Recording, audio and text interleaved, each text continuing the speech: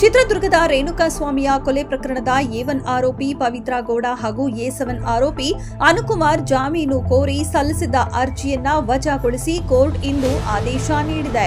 ಜಾಮೀನು ಅರ್ಜಿ ಕುರಿತಾಗಿ ಈ ಹಿಂದೆ ವಾದ ಪ್ರತಿವಾದವನ್ನ ಆಲಿಸಿದ ಸಿಸಿಎಚ್ 57ನೇ ನ್ಯಾಯಾಲಯವು ಇಂದಿಗೆ ತೀರ್ಪು ಕಾಯ್ದಿರಿಸಿತ್ತು. ಜಾಮೀನು ಅರ್ಜಿ ವಜಾಗೊಳಿಸಿ ನ್ಯಾಯಾಧೀಶರಾದ ಜಯಶಂಕರ್ ಅವರು ಆದೇಶ ನೀಡಿದ್ದಾರೆ. ಕೇವಲ ಮಹಿಳೆ ಎನ್ನುವ ಕಾರಣಕ್ಕೆ ಜಾಮೀನು ಮಂಜೂರು ಮಾಡಲು ಆಗಲ್ಲ ಎಂದು ಕೋರ್ಟ್ ಅಭಿಪ್ರಾಯಪಟ್ಟಿದೆ.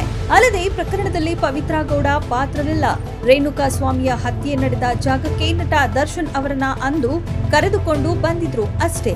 ಆದ್ರೆ ಪವಿತ್ರ ಗೌಡ ಕೊಲೆಗೆ ಯಾವುದೇ ಪ್ರಚೋದನೆ ನೀಡಿಲ್ಲ. ಹೀಗಾಗಿ ಜಾಮೀನು ನೀಡಿ ಎಂದು ಪವಿತ್ರ ಗೌಡ ಪರ ವಕೀಲರಾದ ಸೆಬಾಸ್ಟಿಯನ್ ಅವರು ಈ ಹಿಂದೆ ವಾದ ಮಾಡಿದ್ರು. ಆರೋಪಿ ಅನುಕುಮಾರ್ ಪರವೂ ವಾದ ಮಂಡಿಸಿದ್ರು. ಇಬ್ಬರ ಜಾಮೀನು ಅರ್ಜಿಯನ್ನ ವಜಾಗೊಳಿಸಿ ಆದೇಶವಿತ್ತಿದೆ.